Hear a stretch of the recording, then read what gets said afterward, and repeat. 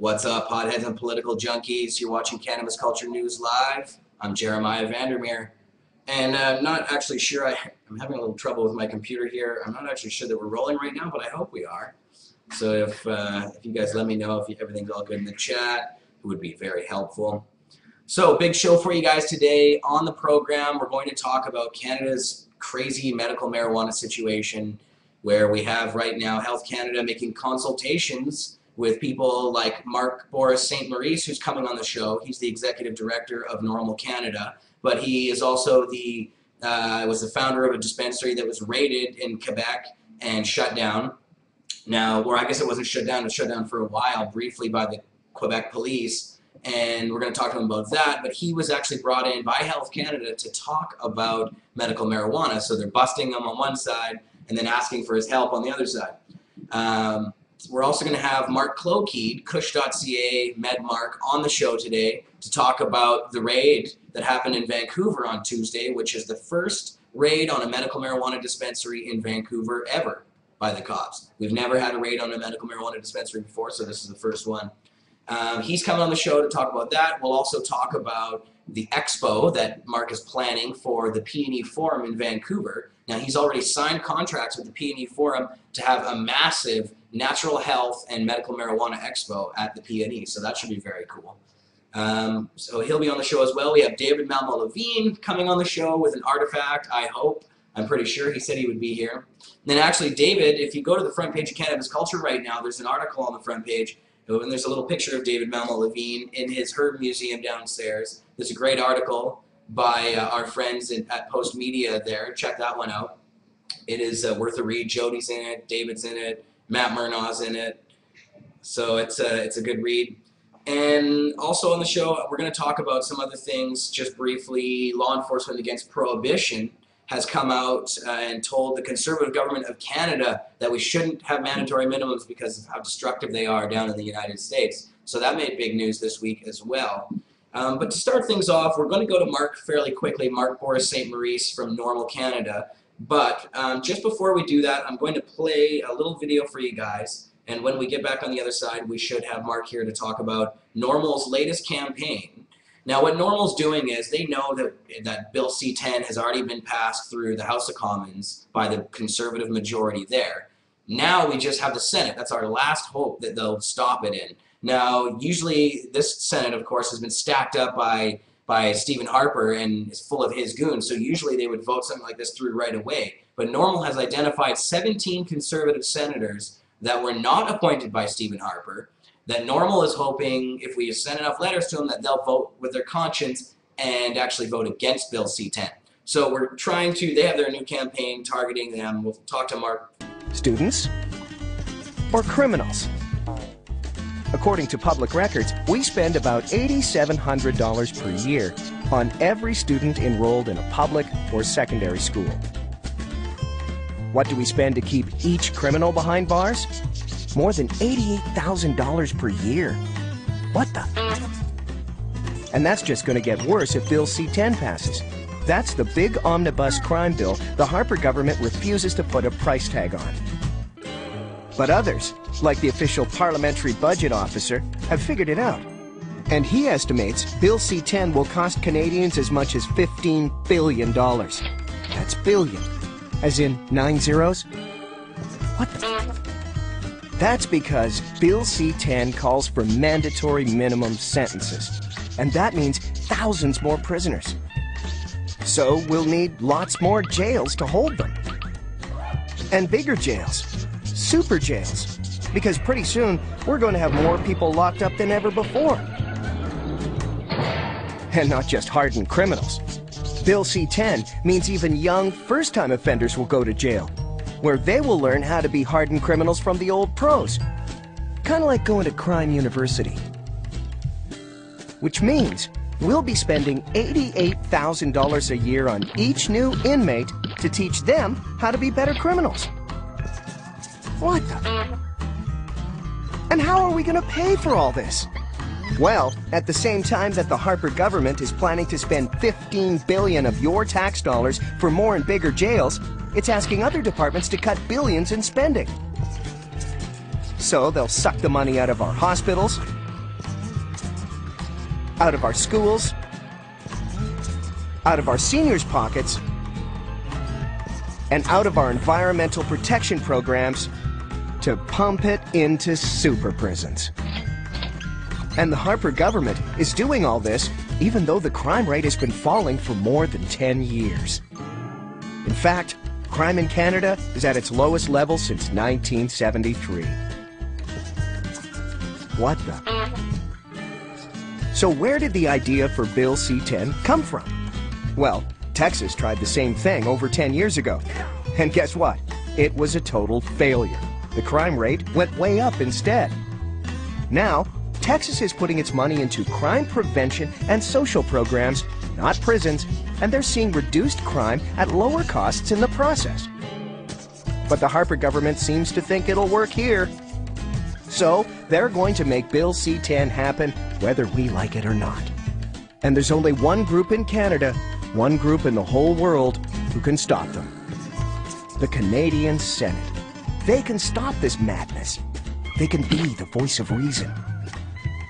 They can tell the Harper government to put the money back into our schools, back into our hospitals, back into caring for our seniors, and back into protecting our environment. Canadian senators can speak for us, but they need to hear from you. So tell them you want Bill C-10 stopped now. Join the growing chorus of groups and individuals opposed to this costly and dangerous legislation. Contact the Canadian Senate right now.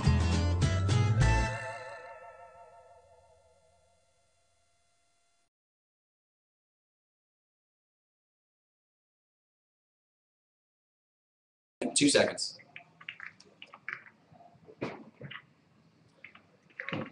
All right. So yeah, that was a cool little animation. And of course they pointed out that the senators are very important. Now on the line I have Marc-Boris St-Maurice from NORML Canada. Boris, how you doing? Hello. Hello there. Good to have you here on the show. Always a pleasure. Awesome, man. So I wanted to talk to you first of all about NORML's latest campaign. Now this is targeting some very specific senators. Can you tell us a little bit about what you guys are getting towards there, what you guys are hitting at? So the idea is we do know the Liberals have said they would vote against C-10. We know it's a conservative bill, but what we also know is there are 17 senators that were not named by Harper that really don't have any particular allegiance, and they're unelected senators. They're free to vote their conscience. So we're really targeting and appealing to them, saying, hey, you could be heroes. You could basically kill this bill and do it for the Canadians. We already know that Senator Pierre conservative will be voting against it. So we hope that there'll be some others that'll follow in his footsteps. Yeah, so and can you tell us about any of those senators themselves? Are there any who have been friendly towards us in the past?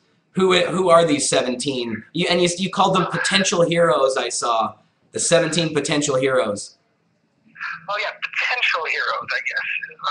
Well, the actual interesting thing, and if I may digress from those 17, there are also, now we don't expect them to go that way, but there is a recent senator that was named under Stephen Harper, who was the chief of police in Ottawa, Vern White, I believe. I have to double check that. And he actually last year, as chief of police in Ottawa, said he was in favor of decriminalization of marijuana. So, I mean, we also appeal to him. So it's surprising what's there. As far as what the other 17 senators' thoughts are, we don't know. I don't really have background whether or not they're for the cause, but I think if we appeal to their better judgment that this is a bad bill, hopefully we'll get some results. Cool. So now, yeah, I guess just these 17, these are guys who haven't been appointed by Harper. But I mean, I think of the other ones that were appointed by Harper. You mentioned one of them that would be friendly.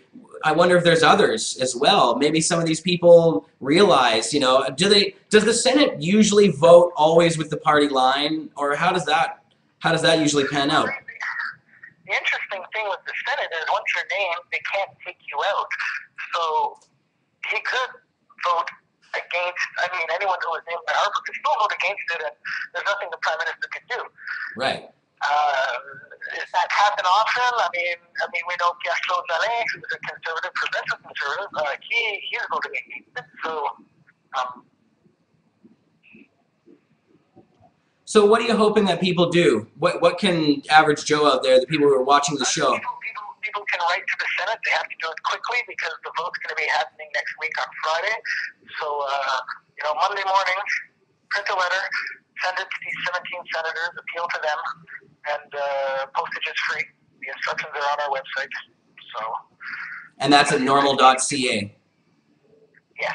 And yeah, when you go to NORML.ca, you've got the entire front page is this dedicated to this campaign right now. So it's very cool. And I did like the letter you guys sent yourself to the senators. I thought that was pretty good. Well, there you go. Cool. So I also wanted to talk to you about what's going on with Health Canada and some of the changes that are happening to our medical marijuana program here in Canada. And you have a unique perspective for a couple different reasons. One, because the dispensary that you're involved with was raided, I guess what was it, in 2010, right? And go ahead. Yeah, basically a year and a half ago. Year and a half. Right. And so you guys were raided, but also because just in the past week, Health Canada has actually brought you in to their consultation meetings, right? Yes, they're meeting with producers and distributors and people who have been doing this, all of them, of course, outside the law, with the best of intentions, and, constitutionally I think it's defendable, but the fact is, these people can be considered criminals, and so here Health Canada needs information on how to build a better system to produce medical marijuana, and they need to hear from people like us who have expertise, but on one hand, one arm of the government is prosecuting us and arresting us, and the other arm wants to sit down and find out all of our expertise and how we do this, so that, I guess, is it so that we can actually work with them, or is it so that they can better exclude us? I don't know. I'm Right, and now what was the feeling that you had when you were there? I know I saw the article in the National Post where you talked about a few of the questions that they asked you. Some of them seemed kind of strange and a little odd, but some of them seemed like they were trying to get to the point. What can you tell us about what they were trying to find out? Well, what I take away from these meetings is that Health Canada was playing its cards very, very close to its chest. And at the same time, they were very attentive to everything we had to say. So they're obviously on a fact-finding mission. They're inquiring. But as far as what their true intentions are and where they're going with this, we have no idea. And my past experience with Health Canada leads me to feel that we should not be putting complete faith and trust at all times. I think we need to exercise caution. With all due respect. Right, of course. Well, and of course, because what they've been talking about in their proposed improvements, as they call them, to the MMAR program, they're talking about removing personal cultivation altogether and, I guess, installing a system of large-scale commercial growers who would sort of take over, and they don't even mention dispensaries themselves. Did you have a chance to talk with them? They've clearly said in other meetings that they have no intention of licensing dispensaries. That's a model they're not interested. And once they put their corporate model together, I'm guessing that's going to be a way to phase dispensaries out. Right, and I wonder if some of I know we've seen in Vancouver and in British Columbia here recently, the RCMP going after several dispensaries in the greater Vancouver area or on the mainland, and also, of course, now we just have Vancouver's first raid within the city limits from the Vancouver Police Department on a medical marijuana dispensary after 15 years of peace. So I wonder, I'm not sure how much that's related. What can you tell us about the raid that happened on the dispensary there in Quebec? Well, a year and a half ago they shut down, they raided every single dispensary in the province. There was a place in the West Island that had started being quite loose in how they were running it, and disturbing a lot of people, and I guess the authorities made a judgment call that they take everyone out and let the courts figure it out. So. Right. And now what they've been using the excuse here in Vancouver and Burnaby and other places where the police have been busting people in British Columbia, that there's complaints. Every time they've gone in and done one of these raids, they said there was a complaint or multiple complaints from the neighborhood, and that's what sparked it. But of course, yeah, was it something like that in Quebec as well? Well, absolutely. And depending on different people, where they are, and how things are being run, some people do get complaints. We've obviously never had any complaints. We've been in a commercial space, great relations with our neighborhood. But then some people come in and do things differently and get complaints. And in the case, and usually it gets them in trouble, but the sad thing in Montreal is that it for their problems, basically everyone got hit. So. Right. And so how long were the meetings that you were in yesterday, and did you really offer a lot of information that you think that they'll use? Oh yeah, they really are. I mean, whenever someone says something and they're like, and I see the Janine go, oh, that's great, we hadn't thought of that. I'm thinking, okay, here we are doing her job for her. Right, exactly. Because when they want to build a proper regulation, they got to cover all their loose ends, and they didn't do that when they did the original one. So now by talking to people like us, it gives them good information and language, and I don't have a problem fundamentally with that, but if afterwards they're going to use that and then screw us further, which they've done in the past, and because we've been screwed by them in the past, kind of, that's where my discomfort comes from. Right, exactly. Well, and that's the thing. I wonder if, everybody that they talk to is probably telling them similar things to what you're saying, and of course telling them they shouldn't get rid of personal cultivation licenses and they should license dispensaries. Whatever they want anyway. And here's the thing, when the health minister comes and says, oh, we're going to do consultation to figure out how we're going to deal with this problem and what we're going to do. Well, I spoke to a lot of people who've been in previous minister positions in government, and they tell me when the minister comes out and says that, 99% of the time they already know what they're going to do. So, and I would probably gamble that's the case, and it doesn't involve us. Right. Now, is there anything that people can do about what's going on in Health Canada? Are there, can they write to Health Canada about this? What's the best way for people to actually push the government to make the right kinds of changes? I think this is going to happen in court more than in the government. Once they pass this, they don't want to hear anything about it. Stephen Harper's not going to be receptive to whatever campaign is, so I think the legal route is going to be the next challenge. Right, I missed the last part of what you said, but Well, the courts is where this is going to go down now, right. And I don't think it's government anymore that's going to be the people who are dealing with this. So there's really not a heck of a lot people can do. But I guess, again, it's maybe writing to Health Canada or just, is there anything that patients can do? Do patients have any access to Health Canada that maybe the average Joe doesn't? They do have access, but ultimately, I think patients, if they find they've been wrong, they should also, they should simply go to court. They can write to Health Canada until the cows come home, but Health Canada is only going to do something if a judge orders them to. Right. And now, of course, the judge has ordered the government to change the program. Exactly, and this is what the government's doing. They're changing the regulations to respect the court orders. And what they're going to do is they're going to study all the court orders, and they're going to build something so that when they go to court, they say, look, we've met all your requirements.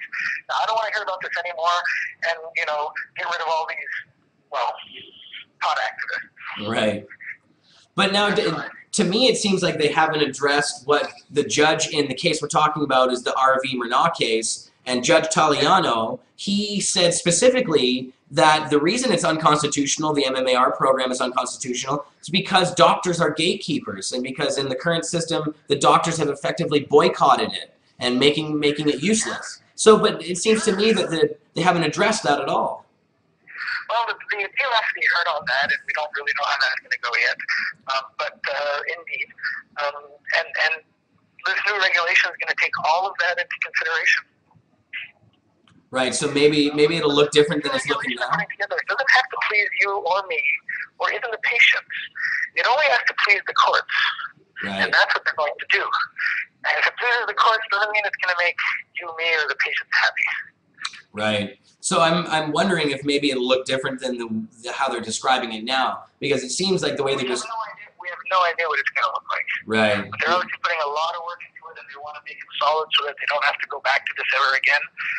And I'm sure that if I can think of ways to screw myself, I'm sure they can think of ways of screwing me. Right. Exactly. Well, I really appreciate you coming on the show. And I guess now, will you be meeting with him again at all? If this was just a one-time thing? Oh, there'll be follow-ups. No, we're not done. Excellent. So we'll keep you posted as it develops. Awesome. All right. Thanks a lot, and thanks for the work on the campaign. I guess everybody go to NORML.ca to check out the latest campaign from NORML Canada. And yeah, I guess it's getting close on the C10 thing. It's down to the wire, so everybody get out there and do everything you can. Next week, because they're voting. Yeah, exactly. It's coming very quick. All right. Marc-Boris St-Maurice, thank you very much for coming on the show. We'll have you back again soon. Anytime. All right. Have a good night. Bye now. You too. Thanks a lot. All right. So go to NORML.ca. Please send the senators some letters. We really need those 17 senators on our side. Or really, I mean, we have 4 years of crazy mandatory minimum sentences. Of course, things can happen afterwards. We talked to Kirk last week on the show about a judge in Canada who threw out the mandatory minimums related to gun crimes. The Conservatives have installed these crazy mandatories for gun crimes as well, and the judge said in the case it's not fair, so threw them out and said they're unconstitutional. So maybe we will see something like that the next time around when if we have these mandatory minimums for drug crimes installed and a judge has a case in front of him or her. But who knows? I hope we don't get to that point. So yes, that was good. Marc-Boris St-Maurice, thanks for coming on the show. Now I'm going to, before we move on to our next guest, Mark Klokeid from Kush.ca, from iMedikate. iMedikate that was raided here in Vancouver on Tuesday. Before that, I wanted to talk a little bit about other stuff that was going on this week. A couple big things. One, LEAP, Law Enforcement Against Prohibition, had some great success in the media with a recent campaign. They're telling Stephen Harper that mandatory minimums are bogus. And actually, this is a great clip I'm going to play you guys here. Whoops. Let's see. Yeah, this is a clip from the mainstream media here in Canada about that particular story.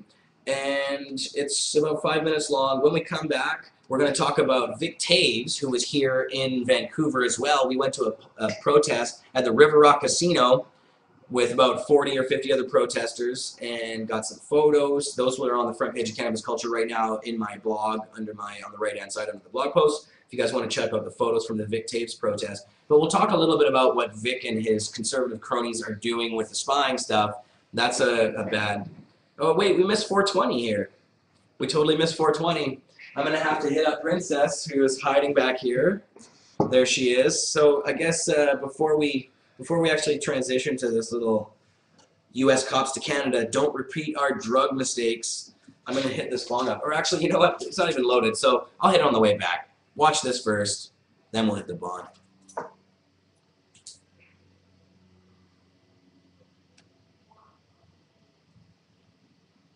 Closer to home, an American advocacy group made up of police officers, judges, and policy advisors are advising the Harper government to not pass Bill C-10 legislation that includes mandatory minimum sentences for drug offenses. Joining us now in Washington is Eric Sterling, spokesman for the Law Enforcement Against Prohibition. Eric, your group is advocating that the conservative government in this country not enact this new crime legislation. You cite problems that happen in the U.S. as a result. What kind of issues did you have in the States with this zero-tolerance approach? In 1986, I was counsel to the committee that wrote the mandatory minimums that we enacted. Our prison population grew from 36,000 in 1986 to 200,000 today. That's been an enormous expense at more than $25,000 per person per year. It's costing us billions of dollars. It cost much more than the government estimated. It sends a message to the judiciary of contempt by the legislature. It says, we don't trust you, we don't have confidence in your judgment to impose appropriate sentences for serious offenders. And by creating these mandatory sentences, it means that sometimes low-level offenders, minor offenders, who trigger the quantitative threshold get sentenced to the longer sentences that higher-level offenders were targets for. It certainly didn't have any positive effect here in the United States in reducing the availability of drugs. The price of the drugs continued to go down. In fact, we passed these laws in 1986, and our crack cocaine epidemic grew steadily for about the next 5 or 6 years. So there isn't evidence, looking at drug use in the United States today, that these mandatory minimums played a positive role. Mr. Sterling, our Justice Minister, Rob Nicholson, he says that these mandatory minimum sentences related to marijuana are designed to target organized crime, gangs, and grow-ops. You say a zero tolerance to drugs, drug offenses allows for organized crimes and gangs to flourish. How is that so? Well, when you have a commodity that is outlawed, such as marijuana, it means that no one who's involved in the production or distribution has the protection of law. If you have an employment problem, you solve that with violence. You can't fire somebody. You fire somebody, they can rat you out. You can't contest some dispute over the quality of goods. You can't go into court and sue for breach of contract. None of the protections that all businesses have that are lawful exist in these criminal matters. So you end up with the most violent people being able to dominate these organizations or dominate these businesses. We learned with alcohol prohibition in this country in the 1920s, it leads to more violence and disaster and ultimately does not protect public health or safety. You've said that this one-size-fits-all approach, this sort of get tough on crime approach, it doesn't work. But talk a little bit about the actual people who might get caught up in this, the young people who, I guess, if you are a critic of what this system might put in place, these young people who will get caught up in the way it works and end up having this on their record for the rest of their lives. Well, that's been a key part of our problem here in the United States, that when you simply set these quantitative thresholds, then a guy who's driving a car gets treated like the head of the organized crime syndicate who you're trying to target. Mandatory minimums take the discretion away from judges to impose just sentences in low-level cases. The serious offenders, you have to assume that the judges are going to prosecute the judges are going to punish the heads of these organizations harshly. The maximum sentences go up to life. So there's a great deal of room to punish the high-level offenders already. You don't have to set minimums that end up catching little fish and sentencing as though they're kingpins. What's the alternative to the zero tolerance policy? Well, one approach would be if you need, you could adopt sentencing guidelines that advise judges and use a variety of methods. But LEAP believes that we really need to legalize and regulate the production and distribution and use of these drugs. That I think we've had a 40-year experiment that shows we get more crime and we don't get the public safety benefit. As former cops, prosecutors, judges, we understand that what we're doing isn't working, and it puts the lives of law enforcement officers needlessly at risk. We think that a system of regulation and control gives us all the tools that we need to protect public safety. Eric Sterling joining us from Washington with his take on this government's bill here in Canada and why the government should not go down that route. Our thanks for your time today, Mr. Sterling. Thank you for inviting me. Camera now. It's just totally like fill out the key. There we go. I hit the transition. Aha, thank you. Yeah. Marijuana Man's in the background helping out. Actually, Marijuana Man, maybe you should do that because my panel is not responding here.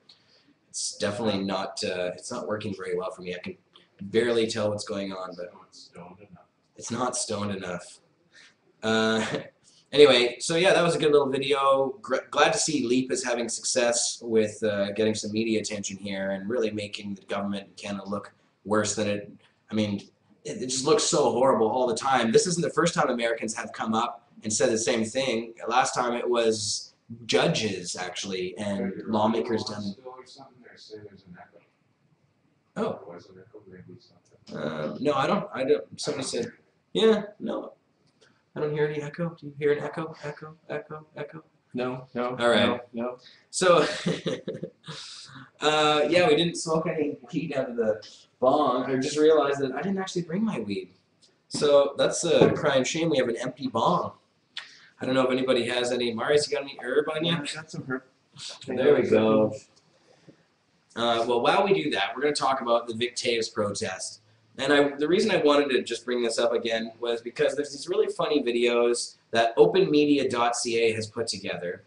Now, if you haven't been following the Vic Taves story, Vic is the guy, he's the public safety minister, and he's been responsible for really pushing the government's new spying agenda online, the digital internet spying bill that they have, C-30. And he recently went in front of the House of Commons and said that anybody who's not with the Conservative plan to spy on all Canadians is with the child pornographers. And so that, of course, really pissed everybody off.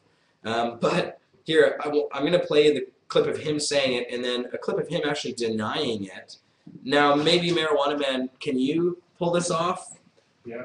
Under the storyboard, it's a few videos down. It's called Vic Taves versus Vic Taves. And then you'll have to quickly switch back because it's only a 19-second clip. So you have to cue my camera up and switch me back. Well, that was pretty strong language yesterday. You're with us or you're a child pornography sympathizer. What did you mean by that? Well, I didn't exactly say that, Don. In fact, it was a far cry from that. He can either stand with us or with the child pornographers. Well, I didn't exactly say that, Don. All right, so Vic, what a guy. So yeah, and he denied it right afterwards, saying, "Oh, I didn't say that. It wasn't even that at all." It was exactly that. And I have David Levine in the house. Yes, David, you can come up before we move on to our next story as well. But wait, before you do that, I just want to play these other things. You can come and talk to us about this. You were at the Vic. Oh, you didn't go to the Vic Taves protest. I did not go to the Vic Taves protest. But that's okay. I'm gonna play. Greg, can you load up the next one that's under the Vic Taves thing? It's Stop Online Spying on Your Purchases. There's 3 little videos that I want to play from Open Media. They're pretty funny. And while we do that, so I have a little room for mine. Yes, yes. That was ready to play. All right, go for it.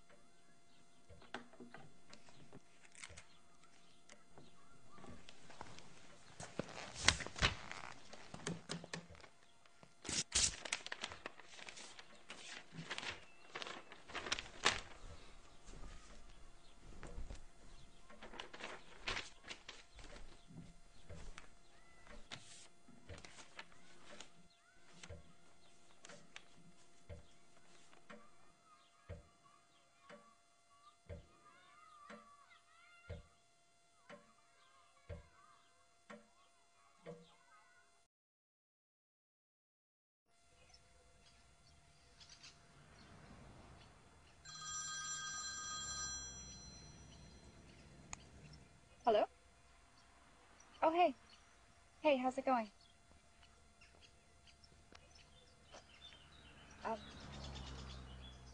Oh, yeah, I'm still here. Yeah, how are you?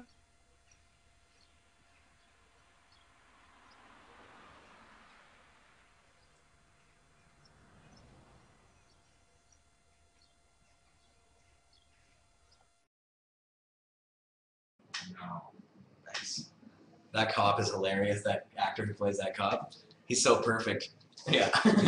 Continue. Keep talking as if I wasn't here. Yeah, but it's true. It really is like that. We wouldn't let a cop look through your mail or do all these other crazy intrusive things. So why should they be able to look through even, you know, your camera pointing at you all day and everything? Good Lord Almighty.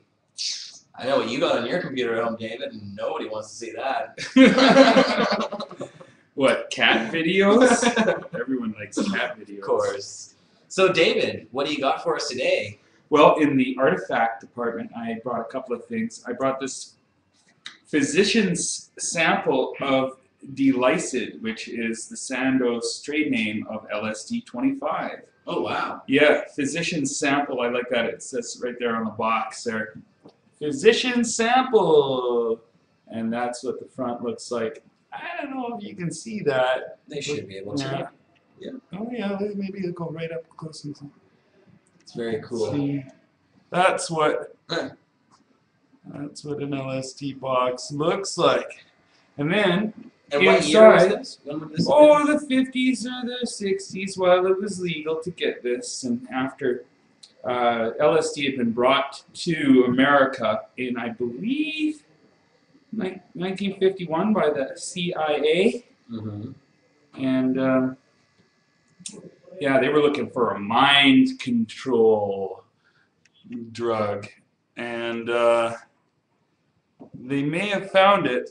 There's some people who believe that Charles Manson was given a shit ton of LSD in order to kind of brainwash a bunch of kids into murdering a bunch of people and blaming it on Black Panthers. Right. That was Operation Chaos, written about it.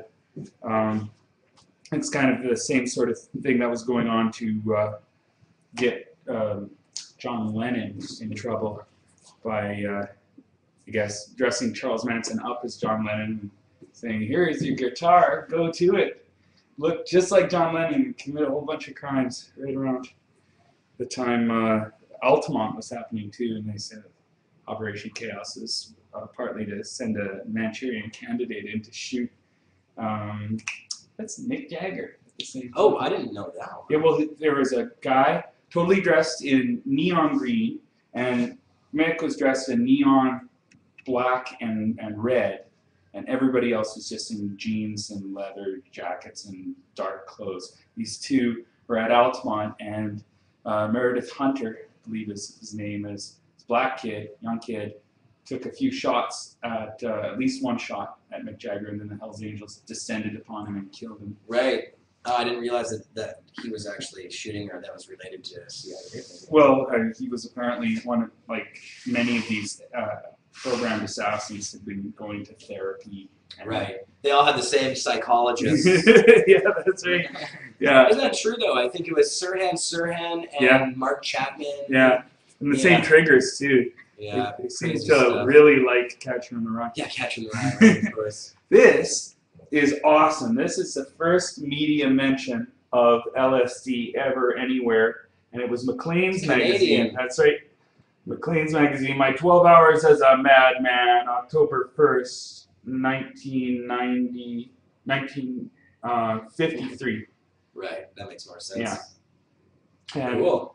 Yeah. It has the 53, exciting new 53 Studebaker on the back. That's right. It has the exciting new 53 Studebaker on the back, and a very colorful, illustrated kind of acid trip.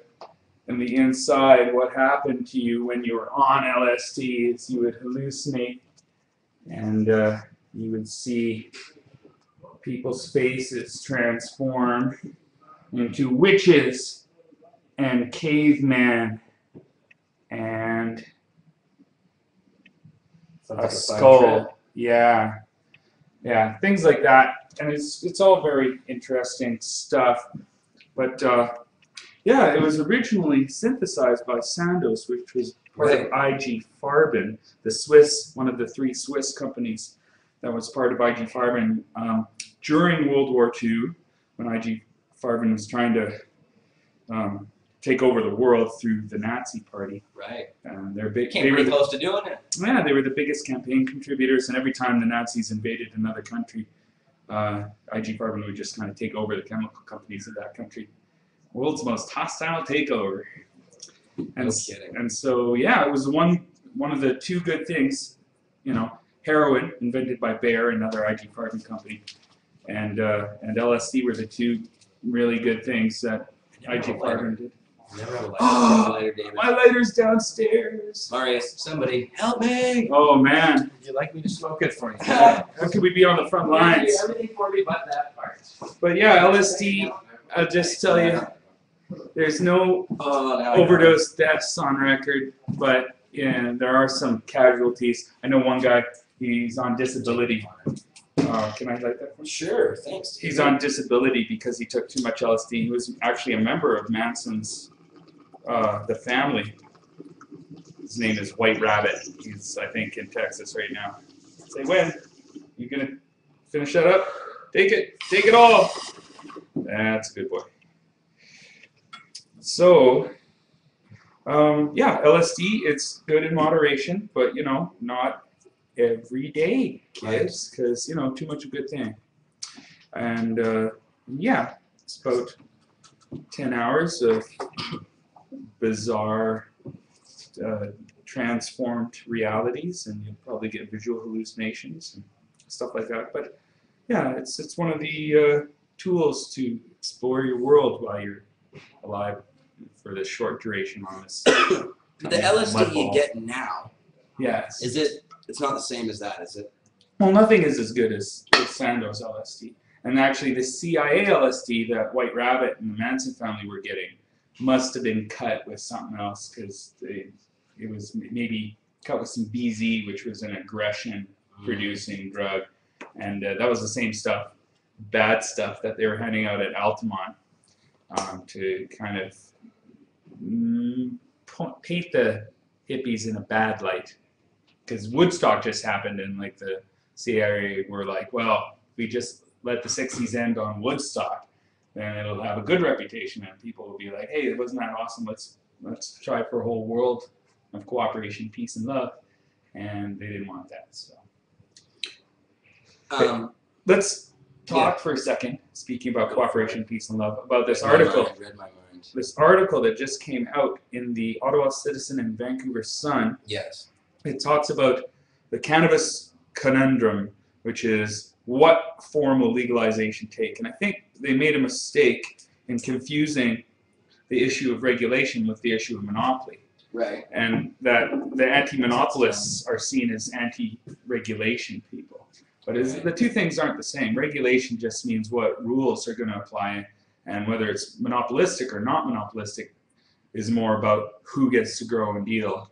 And so there's some overlap there, but the two things aren't exactly the same. And a lot of people who are in favor of no monopoly concede there are some regulations. And I did try to explain this to the reporter, but I guess he didn't pass on my recommendations. The two real regulations that are needed are organic standards for cultivation, so we're not filling our bud with radioactive chemical fertilizers, and no impaired driving. But we need impairment tests, not found in your bloodstream or your saliva or your hair follicle tests, because that doesn't test for impairment. Right. And the kind of, and it can be in your system for a long time. So yeah, the kind of concerns they brought up over advertising, whereas people are, you know, told something false about cannabis, I think apply to all drugs, not just cannabis. And there should be some sort of system we have of teaching people media literacy, maybe using a progressive tax on all drug advertising, using that money to teach people, you know, about the caffeine found in Coca-Cola, so that when Coca-Cola sells its caffeinated beverages to very small children using billion-dollar commercials of polar bears, computer-animated polar bears, people will understand they're selling a stimulant to little children. And when people see like your typical beer commercial, they'll understand that it's only an aphrodisiac in very small doses. In larger doses, it inhibits sexual activities. And in the pharmaceutical industry, speak for yourself, huh? No, it's true. It's like a liquid barbiturate. If you drink too much, it you know, inhibits your ability to perform. You get whiskey dick which is I don't know a anything phenomenon. about that. You would know anything about that? You can perform regardless of how much never- alcohol you can imbibe. I've never drank liquor before. You never drink liquor before. He's so cute. He's so cute. You're adorable. Same. Anyway, No, no. yes. You hear what I'm saying? That in wise hands, poison is medicine. In foolish hands, medicine is poison. There is a proper use of all these drugs, and yeah, well, cannabis and alcohol are used as an aphrodisiac, but it's very dose specific. As well, the pharmaceutical industry. We need truth in advertising in that industry too.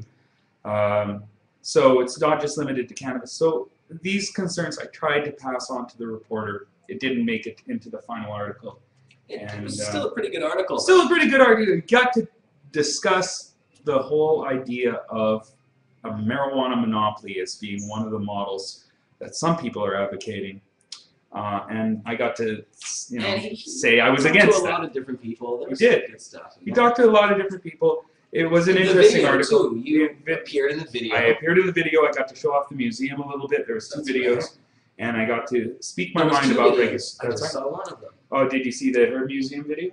I didn't see it. There's a Herb Museum video in there I too. didn't So see it. click around for that. And then there's an interview with Mark Hayden and an interview with myself. So there's 3 videos really. Right. So yeah, we got to discuss it a little bit, but there's so much more to discuss.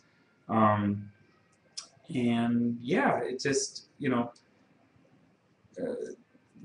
there really wasn't any coverage of Prop 19. Just, some people were for it, some people were against it, and there was a little bit of, fighting about that. But they didn't explain why some people were for it or why some people were against it. So coincidentally, the journalist who wrote the article, yes. Douglas Kwan, I believe his name is. Yes. Douglas.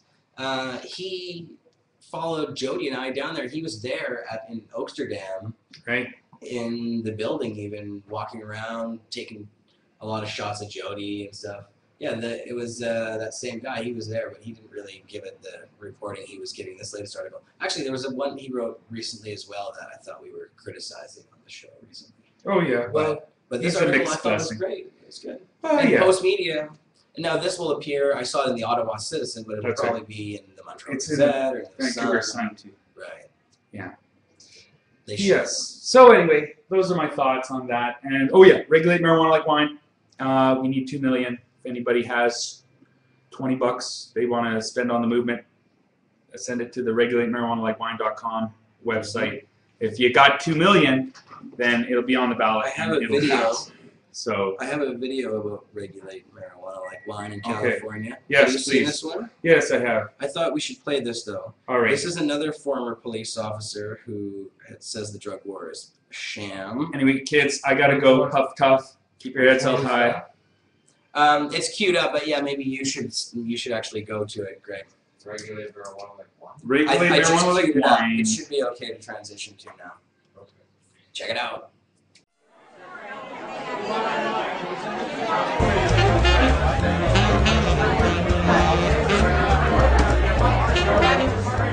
Well, someone asked me if I could explain the regulate marijuana like wine movement in California. Well, I want to thank them for that question. Grapes are a $3 billion industry in the United States. How much cartel and street gang violence is related to the wine industry? Well, when's the last time you heard of a street gang making wine and selling it on the street corner? When is the last time you heard of a wine dealer hiring a 9-year-old kid to run wine from one street corner to another? When's the last time you heard of a drive-by shooting between rival grape growers in California? You don't hear of that news because the drug cartels and the street gangs cannot compete with a regulated wine market. The drug cartels earn no money from the grape or wine industry. Now, marijuana, that's a $35 billion black market industry in the United States. And that dollar amount's inflated because marijuana is an illegal product. Our government estimates that 60% of a drug cartel's profit is coming from just marijuana. The results of marijuana being a black market product, which produces so much revenue for the street gangs and cartels, has resulted in street gang violence in the United States, violence in Mexico, all throughout South America and the rest of the world. Here in America, we've lost our rights to be secure in our homes as law enforcement. In the name of the war on drugs, conducts no-knock search warrants, searching for marijuana, a drug whose use does not cause violence and has never caused the death of anyone. But these violent home invasions by law enforcement have resulted in the deaths of misdemeanor offenders, police officers, and innocent civilians. So by regulating marijuana like we do wine, we're going to take the marijuana business away from the drug cartels and the street gangs, and we're going to deprive them of the bulk of their funding. And we're going to make it harder for kids to get marijuana. Regulate marijuana like wine is an initiative that I wholly support. You can find more information at the regulatemarijuanalikewine.com website. Thank you.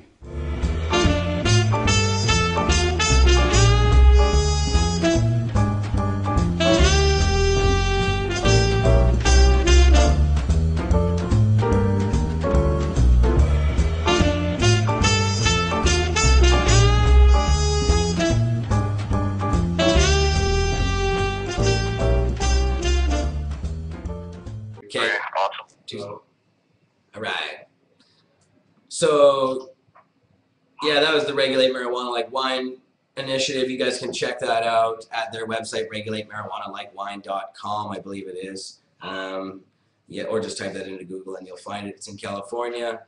But on the line right now with us is Marc Klokeid, MedMarc, Kush.ca Marc. How you doing, Marc? You're at Cannabis. I'm in Spain right now, enjoying myself, trying to make the best of the situation. Right. Yeah, because of course, iMedikate, your second location of your dispensary here in Vancouver, just happened to be the unlucky first raid on any dispensary in the city of Vancouver for over 15 years since we've had dispensaries popping up. They went after you guys. So, yeah, maybe get right into telling us about that. What happened there? Well, basically there was a community complaint, so I'm not really sure where the source is from. It could be within the community that's surrounding there, or maybe just someone that has a problem with iMedikate. And anyways, the police executed a search warrant that they got due to the complaints, and basically forced open the safe that's there, took what medicine was there, took the money that's there, changed, made the landlord change all the locks, and basically destroyed the place, and trying to hold us down. Right, and I actually had a chance to talk with the police myself about it, and they said that it was due to complaints about some sort of activity. Now, and they were kind of wavering between two viewpoints. He was saying, one, that this was based on complaints about the trafficking of an illegal substance there. And then when I pressed him on it a little bit further, he kind of gave up a little bit more information because I said, well, why after 15 years of knowing about dispensaries, doing this kind of stuff all over the place, why after 15 years would you just go after one? You haven't gone after anybody for 15 years. And has there never been a complaint after a dispensary in 15 years? Maybe there hasn't been. But it seems unlikely to me. But still, his answer was, well, we think that there might be something going on here more than trafficking. And he said that he was well aware of the gray area, and he even said gray area specifically. We're well aware of the gray area, but in this case, it's something that goes beyond that gray area. So I don't know what he's getting at or what that could possibly mean. Do you know what he could possibly mean? No, obviously it's pure speculation. We've not had any charges laid on us. If there was any problems with the society, then they should have rectified it with us verbally or written because of past events that have happened. The other iMedikate, I'd had an open rapport with the VPD, the detectives working the robbery case, so I have no idea why I was never had any complaint brought up to me like a normal, society would have done to it. And it's quite obvious that they have nothing, or else they would have laid charges already. And I mean, at the very least, of course they're going to say that I'm doing something illegal to execute a warrant if their purpose is just to shut us down and to stop us, rather than to actually, issue a complaint. They just want to shut it down.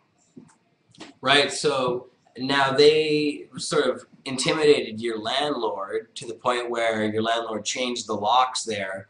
Have you guys cleared all that up? Will you be opening that location again sometime soon? Yeah, well, there's no reason why it should have been shut down.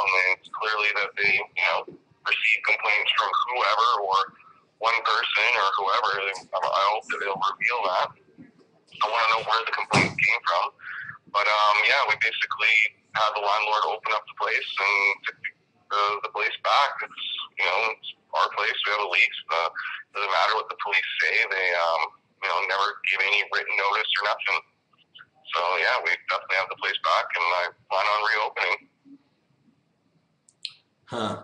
And so this is your second location. You do have another location on Fraser Street, and that one's open for business right now, right?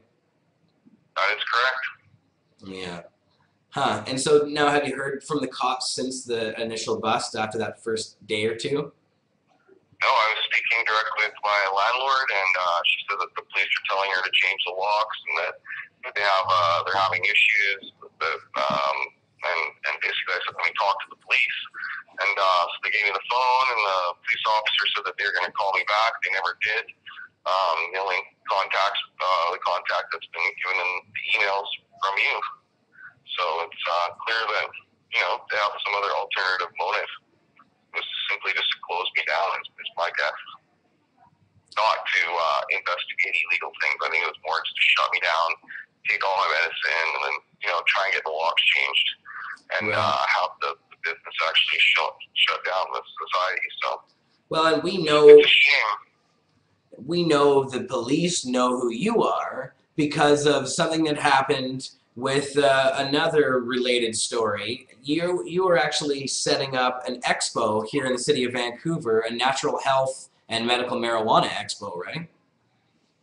Yeah, that's correct. I approached the PNE and said I wanted to do a health expo with a whole range of different booths combined with marijuana booths. I think that, it's about your health if you're a patient, and marijuana is great for medicine, and of course I think it fits in the category of natural health. So, I made this proposal to the city, and when I went to go do the final draft of the contract, they'd said that they'd, gone to the city, they'd gone to the VPD, and they checked other, places out that have had past expos similar to what I was proposing, and they stated that the VPD said, hey, have you Googled this guy's name? Do you know who he is? So, implying that, that I might, be a problem or something. I'm not really sure what they were implying with that, but either way, it was enough that the PNE said that to me. So, I don't know where the complaint's coming from. I know whoever it came from should be revealed, and I think that there should be a full investigation to where this magical complaint come from, because a lot of it's just hearsay. I'm starting to doubt that it was the school across the street, because we would have had, issued something before. We've been there, 4 months or something like that, and I think it's someone within the block community maybe, or, really truly it's just like it just came from out of nowhere. It's kind of ironic, actually. Yeah, and because in your neighborhood there is a school, like a Catholic school, a private one, just down the street, but there's also like a tattoo parlor right next to you, and like a gun store right in the same neighborhood, isn't there? Yeah, directly, 2 or 3 doors down is a tattoo store and a gun store, maybe 4 doors down. So there's only 5 or 6 businesses in that area, within like a 2 or 3 block area. It's, I think that what we were doing was, less harmful than what the gun store is. I have nothing against guns if it's used for target practice or whatever, right? And my point is that they kill people, whereas there's no victims from marijuana. The police can't show me a victim. What are they trying to say? That, what's so shady about iMedikate? That we sell to sick people marijuana who need it? Of course. That is technically illegal.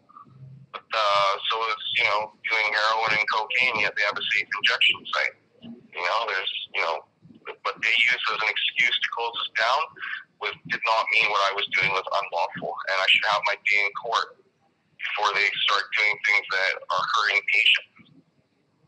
Right. Because they haven't suggested any charges to the Crown or anything like that.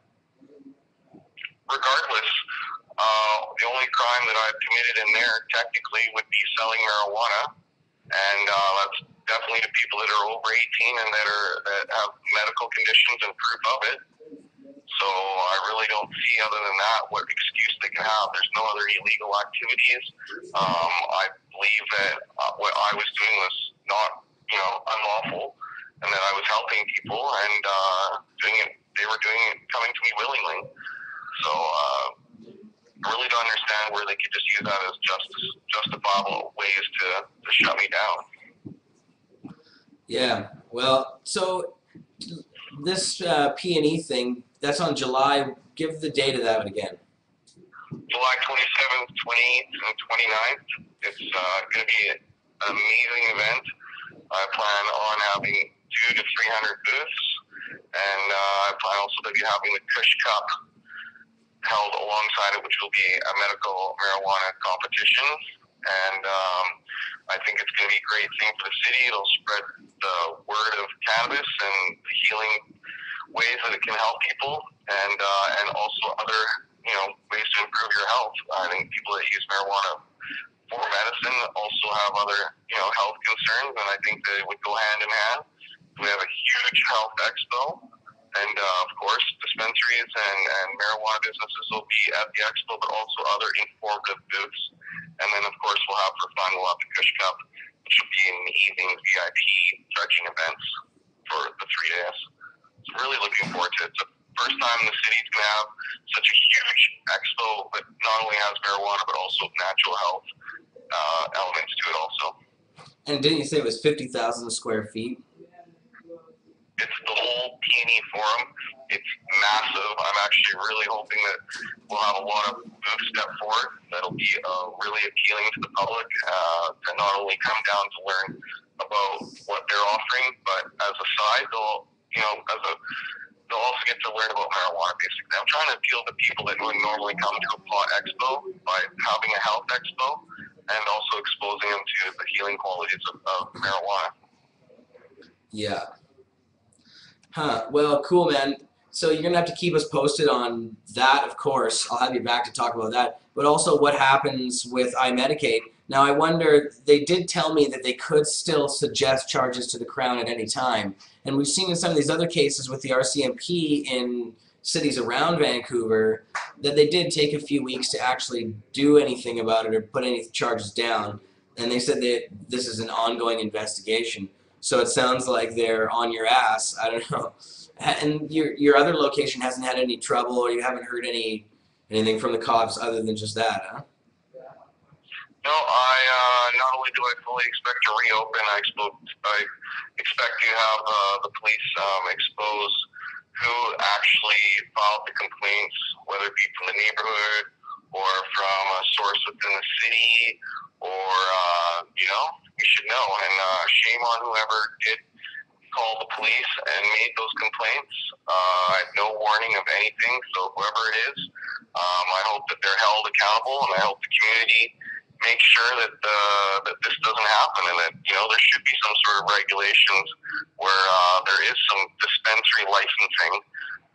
But of course, the city just wants to basically turn a blind eye. They don't offer city licensing for dispensaries, and there's no regulations. So for them to say that I'm doing illegal things, sure. There's no regulations. I was writing the book by myself, there's no dispensary regulations. I withheld the same principles as the other dispensaries through doctor's diagnosis, with picture ID, above 18, and that's how you got served. So no different than any of the other dispensaries. So I really want to know what, complained to iMedikate. It's not just simply a question of we're reopening, it's who did this? Who's responsible for this act? Who's responsible for complaining? That's really what my concern is who would do such a thing. I have patients that are in wheelchairs, that have critical illnesses, who physically and mentally rely on iMedikate. They go down there not only to seek help and medicine, but we're like a community center. We help people also recover mentally from their illness by being around patients being healed.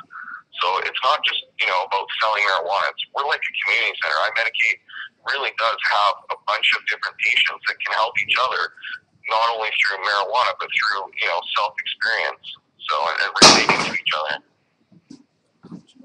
Right. So it's shame on the police. So I really want the BPD to explain, you know, where, what, when, who, especially who, and I hope that not only the pot community, but the community itself, the city of Vancouver, holds the people that are complaining accountable. Well, it's time people wake up and realize that patients have rights. If they choose to use marijuana, it's their right. And that it's the same right as if someone wants to use any other drug as their medicine. And that until the BPD can show me a victim, I've done nothing illegal. Show me the victim. Sometimes neighborhoods can be strong, like when Marc Emery tried to open a store. Now, this wasn't a medical marijuana dispensary. Marc just tried to open a bong store on Commercial Drive. And at the time, yeah, they all band together and they eliminated him. They wouldn't allow him. The neighborhood got together, and even just a couple complaints from people in the neighborhood was enough to make it so that he was not allowed to move in. So I wonder sometimes. That would be fine, but like I said, I want to see the victims. I want to know who's making the complaints. Yeah. At least then Marc knew it was the other business. Well, it's kind of Kafka-esque. You don't know who your accusers are. You don't even really know what you're being accused of. Well, I guess they said trafficking.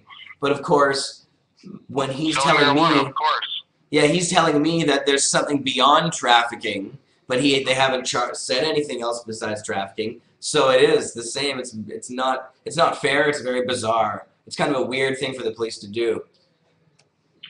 Yeah, and to say these allegations and not to press charges on me or my society without actually showing, you know, what they're doing, I think is just a joke in itself.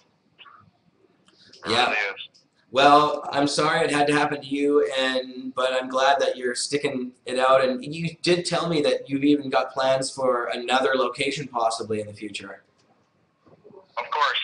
More and more people need to access marijuana safely in a timely fashion. The Health Canada program that's set up right now is unconstitutional. There's no access for patients. You shouldn't have to find a doctor that's sympathetic to your request to use marijuana. It should be that if you're sick, you have the right, and you should be able to access it, whether it be by growing it yourself, accessing a dispensary, or having someone else grow it for you. It shouldn't be a question of whether you can find a doctor prescribe it. It should be a personal choice. If you're of age and you need it, then you should be able to use it. There's literally no one has ever died from marijuana. End of story. And it's a medicine. Marc, you yourself were sick and you couldn't get legal access to pot. You had a hard time getting it yourself. Yeah, the plain fact of the matter is when you're critically ill, such as me, I had a blood cancer similar to leukemia. You begin treatment immediately. So if I had a high-grade cancer, I started chemo within days of my diagnosis. And for you to find a doctor at that point in your illness is impossible. You can't find a doctor to prescribe it. You're dealing with your illness. It should be you have cancer. You should be able to access it right away, not try and find a doctor to prescribe it to you. And then furthermore, wait 8 weeks minimum for them to send you an actual legal license. So it makes no sense. It's not possible. If you have cancer and you're starting treatment, you need marijuana right away. You don't need to wait. So and it goes for a whole range of conditions. There's no reason. And the fact that they're taking so long to make the licenses actually come due is the procedure is taking way too long. I mean, I think that in itself is wrong. It should be as fast as a prescription. Definitely. You know, if you can get Percocets the same day your doctor writes a prescription, then as soon as you have any form of written permission from your doctor, it should be binding. There's no justification to not do it. It doesn't make sense. It's harmless. It's a plant. You know, it's not going to hurt you. The oxys are going to hurt you a lot more than any pot will, and you can get oxys in like 5 minutes. Yeah, and I think it's important people realize that, you know, iMedikate did operate on a patient diagnosis basis, but I, for one, am pro-marijuana for any adult who can make that decision to use it as their medicine or as a form of enjoyment, whether it be like relief from anxiety. not saying that iMedikate was operating that way, but I do believe in the full legalization. I think if people can go buy alcohol, which kills people, then marijuana falls in a much better category, and should be more accessible. Right. Well, man, it's brutal that this happens. Yeah, iMedikate. Now, the other locations, though, can people get a hold of you online? What's the address there? And what's the address of the location that's open right now? 6128 Fraser Street. It's still operating. It's based on patient diagnosis with picture ID, same as the other iMedikate. I think it's important that the police have something else besides selling marijuana as my crime. That's really what needs to come out of this. They have such a big thing about iMedikate and or illegal procedures or whatever, selling to non-members, and it better be something beyond selling marijuana. It would be just an absolute joke if they come and say that was why they shut us down, because we're selling marijuana and complaint. That's not good enough. Right, exactly. Now, but you haven't been selling to non-members. You guys have a really rigorous system, right? Like, you were telling everyone has picture ID, doctor's diagnosis. It's pretty simple. It's not difficult. If someone has a sleep disorder or some sort of diagnosis that they need, they can come and see an on-call doctor that we book an appointment with. Yeah, you have 2 doctors there, a psychologist, you said, and a naturopath, right? Yeah, registered naturopath, and so there's no reason for us to sell to non-members, to tell you the truth. You can become a member by simply bringing a diagnosis, which is, in Canada, very easy to do. It's free to see the doctor, and if you still can do that, then you can see one of our doctors for a small fee. And it really doesn't make any sense for me to sell to non-members. We have a separate area where you have to show ID before you pass into the dispensing area. So there really is, it's really a non-issue, and it's pure speculation. Yeah. Brutal, man. Well, and I wonder if they didn't have some sort of an undercover coming in beforehand. Usually, if they're going to get somebody on trafficking, they have to have a deal that had gone down before that, right? Like, they would have had to have actually purchased something. I'm not saying that the police did not access our doctor and pose as a patient. That's totally different than having another non-member go in and buy off the street. If they had a police officer come in, see the doctor, or bring a doctor's diagnosis, then as far as I'm concerned, then they're a patient. There's patient-doctor trust, and if they wanted to break that in order to access our services, we did nothing wrong. That was the police posing as a patient. We're here to help people. We're not here to, we're not a lie detector test. We're here to help sick people that are adults, and that's the number one thing. So if someone came with picture ID, they've seen our doctor, and they access their services, then, they're a patient. Exactly. Well, Mark, thanks a lot for coming on, man. I appreciate it. And you're at Cannabis right now. How's Cannabis going? It's like, it's freedom, really. One word to sum it up is freedom. I mean, you're able to smoke marijuana freely, whatever a constitutional right in their home to do whatever they want, basically, and that's how it's upheld. I went to the Redland Club today. It's a beautiful place with lots of great cannabis, and joined their membership there and spoke about the issues they've had with their government, and been booking lots of vendors for the Big Cup and for the Big Expo. So it's been successful, and also more than anything, really getting a lot of support from the community here, and knowing that no matter what, that marijuana is good for you.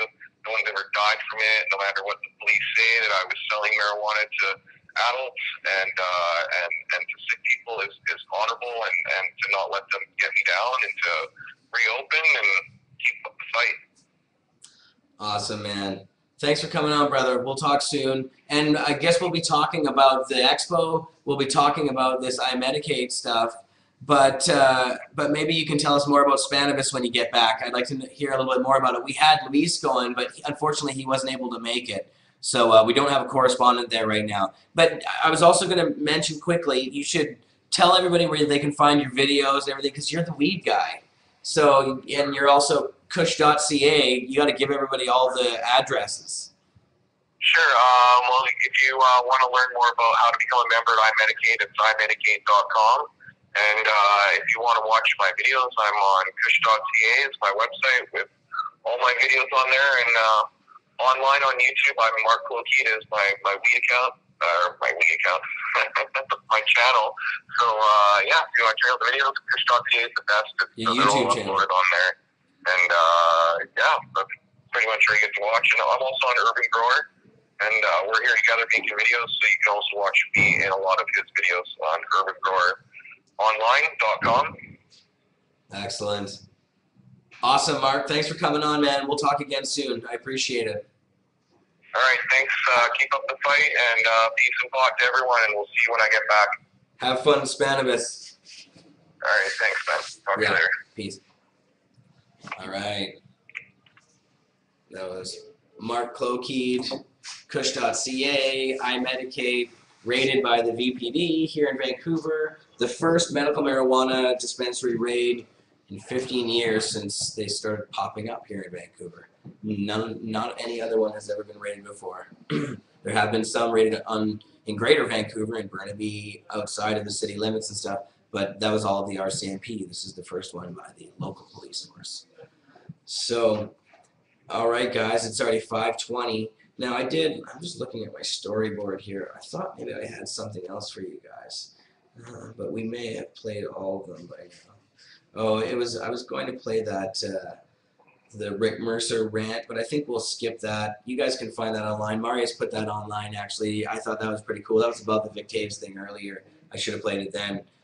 Rick Mercer did a serious rant. It was pretty good. I thought he's hilarious, even when he's being serious. So but Marius, also, did you want to come on and talk about this other video that we wanted to play here? Plug in for. Assistant Editor of Cannabis Culture, Marius. Here he is.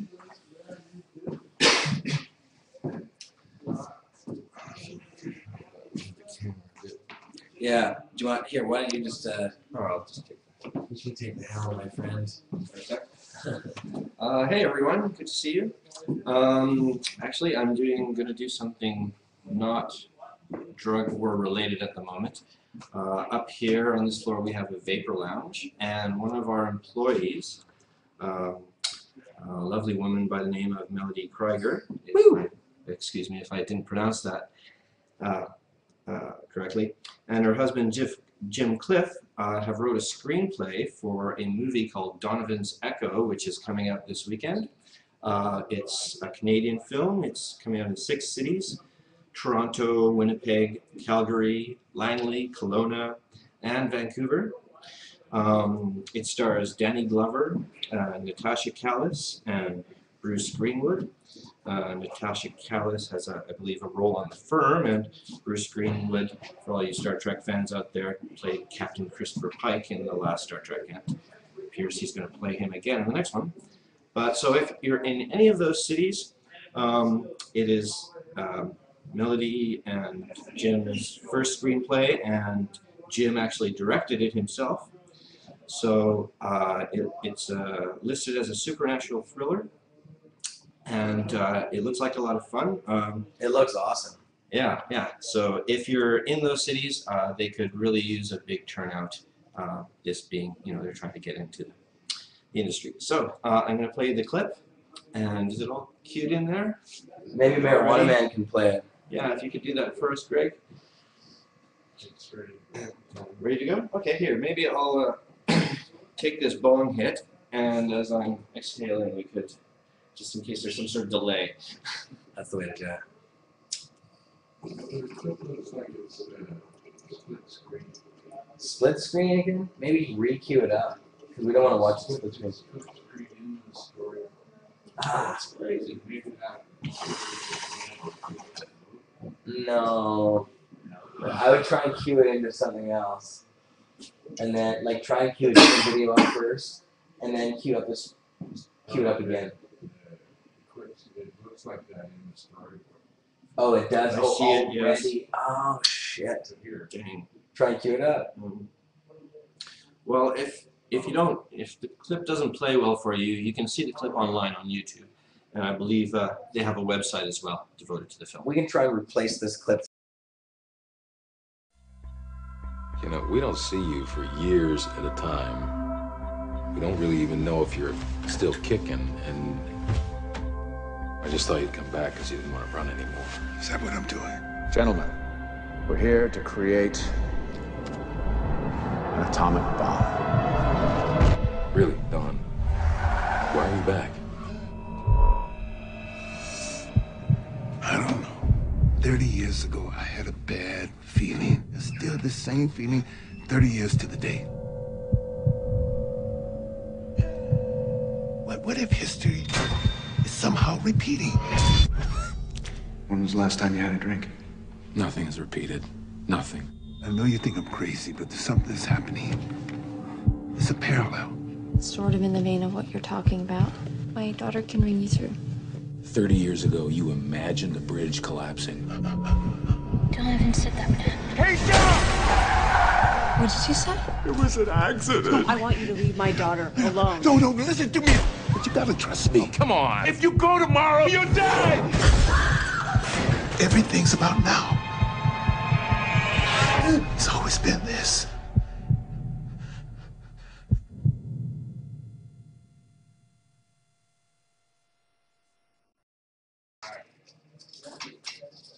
All right, so that's very cool. That melody was the screenwriter, Donovan's Echo, and her husband directed it. So got to check it out. I can't wait to go see it. It's here in Vancouver as well, right?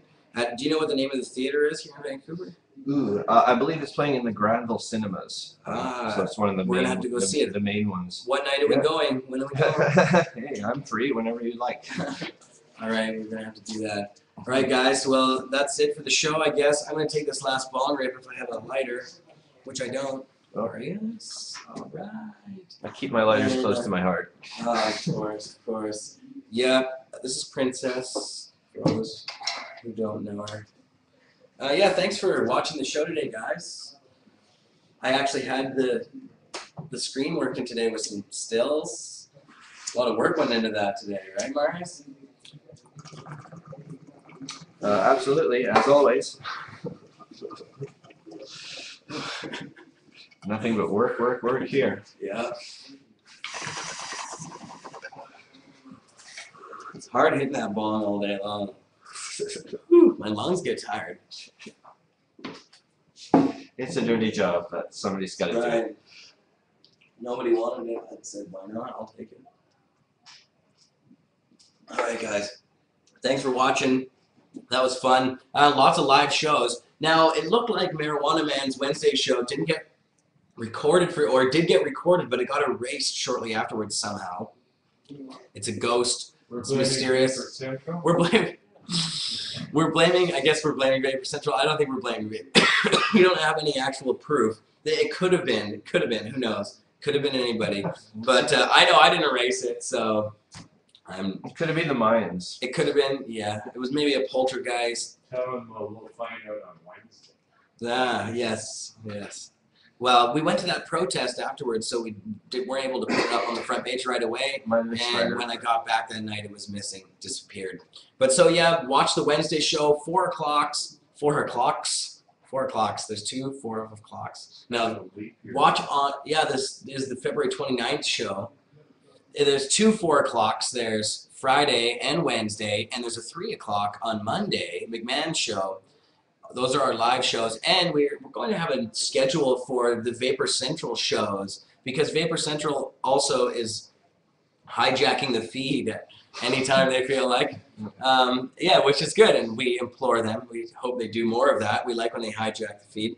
And yeah, they have like comedy shows going on there, music, other things, so you'll see them. I'm going to get a schedule for them.